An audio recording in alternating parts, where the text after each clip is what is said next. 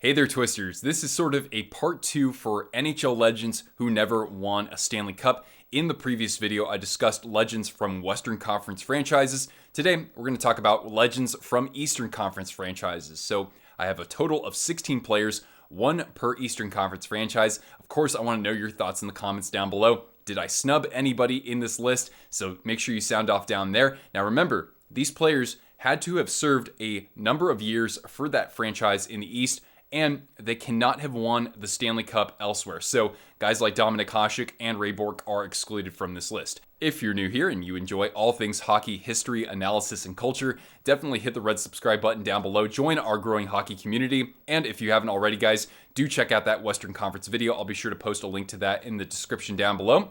So without further ado, let's get started. Okay, let's get started with teams in the Atlantic Division. We'll start with the Boston Bruins. There were a few good selections, but ultimately I chose Rick Middleton. Middleton played 881 of his 1,005 games with the Bruins. He's 9th all-time in that category, 3rd in goals, 8th in assists, and 5th in points. He was also named to an All-Star team once and won a Lady Byng trophy. The Bruins made the playoffs in 11 of Middleton's 12 years with the franchise. In 111 postseason games, he put up 45 goals and 55 assists for 100 points. The Bruins actually made the Cup final 3 times with Middleton. They were swept by the Canadiens in 1977 and then took them to 6 games the following year. In Middleton's final season with Boston, the team edged out the Devils in 7 games to clinch another trip to the Cup final, but were swept by Gretzky and the Oilers. For the Buffalo Sabres, I love me some Ryan Miller, but ultimately I had to choose Gilbert Perreault. Perreault is perhaps the most iconic Buffalo Sabres skater, having spent his whole career there and having led the franchise in games, goals, assists, and points. The Hall of Famer also won the 1971 Calder Trophy, the 73 Lady Byng, and was also named to 2 All-Star teams. The Sabres made the playoffs 11 times with Perreault. In 90 career postseason games, he scored 33 goals and added 70 assists for 103 points. The Sabres' best run came in 1975 when they defeated the Blackhawks and Canadiens to set up a final against the Philadelphia Flyers. The Sabres took the defending champions to 6 games, including a triumph in the infamous Fog game, but eventually were defeated. For the Red Wings, I've selected Norm Ullman. Like other original 6 teams, pretty much all the Red Wings legends have won not just one cup, but multiple. Hall of Famer Norm Ullman, who spent 13 of his 22 NHL seasons with Detroit, is a standout exception. Logging 875 games with the Wings, Ullman currently sits 7th all-time in goals, 8th in assists, and 8th in points. The Red Wings made the playoffs 9 of those seasons. In 80 postseason games, Ullman scored 27 goals and added 47 assists for 74 points. Detroit made the final 5 times in that span, as this was during the original 6 era. Their most heartbreaking defeat came in 1964 at the hands of the Toronto Maple Leafs. After triumphing 4-3 in overtime in Game 6, the Leafs shut out the Red Wings 4-0 in Game 7. Now for the Florida Panthers, of course I've selected Bobby Lou Roberto Luongo. Luongo was the face of the Panthers franchise right up until about now, sitting 6th all-time in games played with 572. The 3-time Vezina Trophy finalist finished with 230 wins and 38 shutouts in South Florida, by far the most in franchise history. But the rest of his team was kind of hot garbage. They made the playoffs just once with Bobby Lou, falling to the Islanders in a 2016 first-round matchup. Luongo had, unsurprisingly, carried the team to a playoff appearance and did his part in the series, putting up a 2.05 goals against average and .934 save percentage in 6 games. For the Montreal Canadiens, it has to be Carey Price. Just like with Detroit, Montreal's legends all seemingly have won multiple Stanley Cups.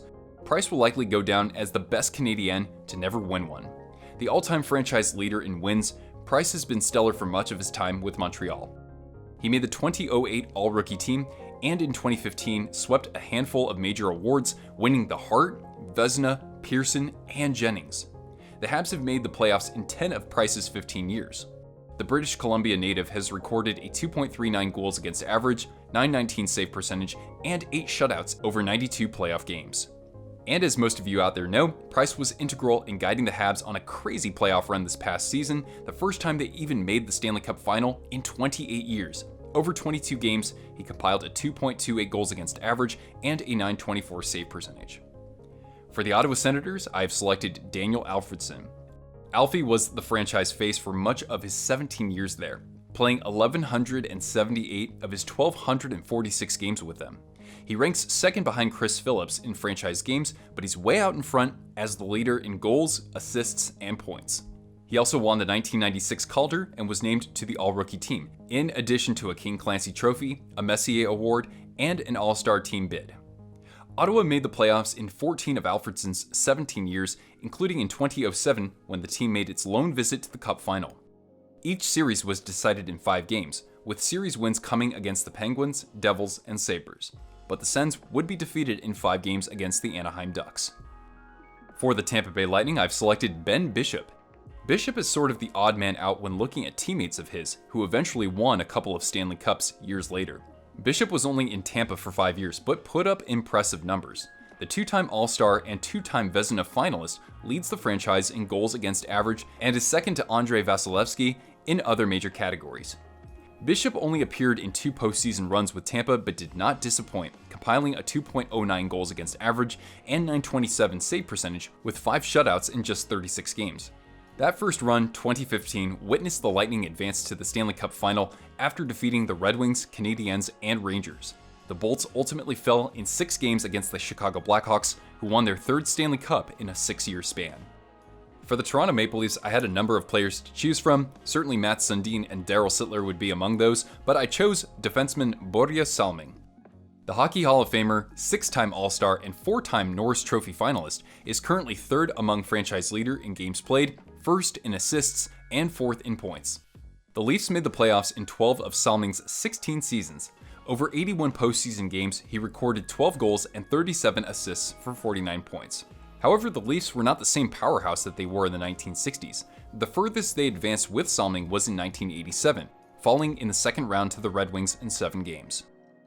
Now to the Metropolitan Division, so the first team here are the Carolina Hurricanes, and I've chosen Kevin Dineen. Dineen played 12 years between the Hartford Whalers and Carolina Hurricanes. He's currently 4th all-time in games played, 3rd in goals, 4th in assists, and 3rd in points. The franchise made the playoffs 7 times with Dineen. In 44 games, he recorded 17 goals and 14 assists for 31 points. But the team was not particularly strong until after his tenure. The furthest that Dineen advanced with Hartford was in 1986. After sweeping the Quebec Nordiques in the first round, the Whalers took on the Montreal Canadiens. Trailing 3-2 in the series, Hartford eked out a 1-0 Game 6 victory, but the Habs had the last laugh in Game 7, winning 2-1 in overtime and eventually lifting the Stanley Cup. For the Columbus Blue Jackets, I think Sergei Bobrovsky certainly makes a case, but I've chosen Rick Nash. Like Mikko Koivu for the Wild, who entered the NHL in the same year, Rick Nash was integral to his franchise. He spent 9 of his 15 years in Columbus and routinely lit up the scoreboard, still leading the franchise in games, goals, assists, and points. He was also named to the 03 All-Rookie team and the following year won the Rocket Richard. But like Ilya Kovalchuk in Atlanta, Nash was a bit of a wasted talent in Columbus.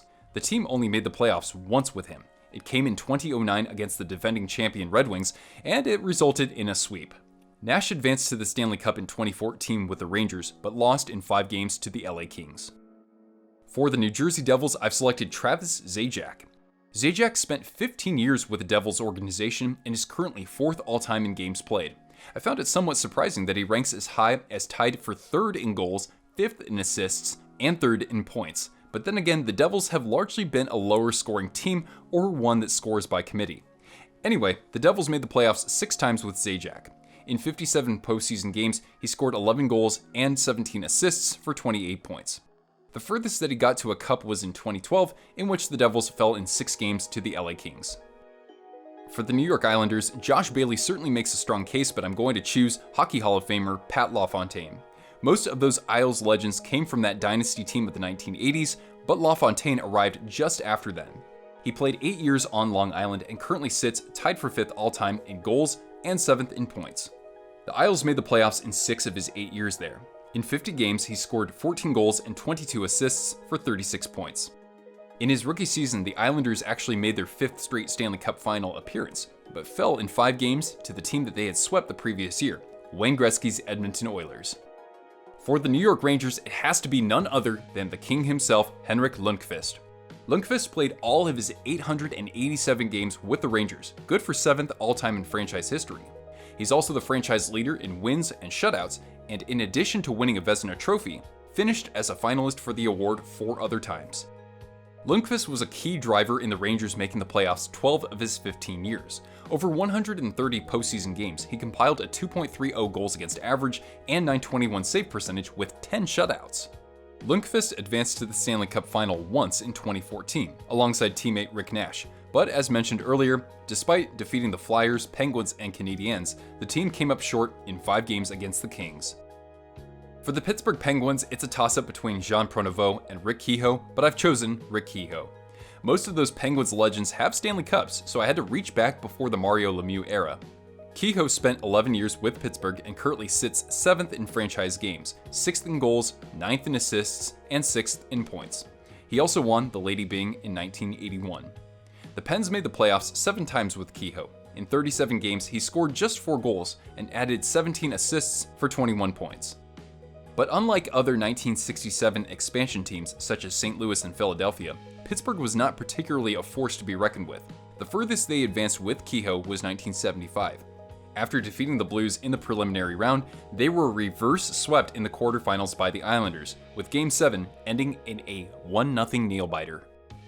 For the Philadelphia Flyers, you've got your pick of the litter here, so there's Claude Giroux, there's Brian Propp, and Ron Hextall, among others, but when we think of the Flyers and dominant players of their era, we think of Eric Lindros. Lindros played in just 486 games with Philly, but is currently 9th in goals, tied for 7th in assists, and is 6th in points. The Hall of Famer was named to the 1993 All-Rookie team and won both a Hart Trophy and a Pearson, in addition to being named an All-Star twice. Lindros made the playoffs 5 times with the Flyers. In 50 postseason games with Philly, he scored 24 goals and added 33 assists for 57 points, which is impressive considering this was largely during the dead puck era. In 1997, Lindros and the Legion of Doom bested the Penguins, Sabres, and Rangers before being swept by the juggernaut Red Wings. And lastly, for the Capitals, I did think about Hockey Hall of Famer Mike Gartner, but instead I chose Peter Bondra. Bondra played 14 of his 16 years with Washington and is currently ranked 4th in franchise games, 2nd in goals, 9th in assists, and 3rd in points. He made the playoffs 10 times with the Caps and in 73 playoff games notched 30 goals and 26 assists for 56 points. In the 1998 playoffs, Bondra lit the lamp 6 times to help the Capitals get past the Bruins, Senators, and Sabres. But he was able to tally just 1 goal in the final, as, just like Lindros and the Flyers, the Capitals were swept by the Red Wings. That core of Lidstrom, Yzerman, Shanahan, Fedorov, and then later Datsyuk and Zetterberg were not just done yet, as they would lead Detroit to 2 more Stanley Cups over the next decade.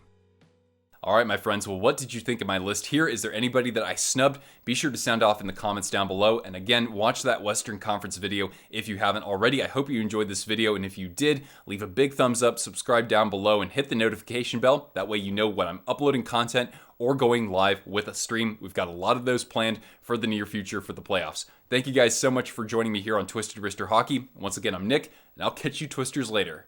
Ciao.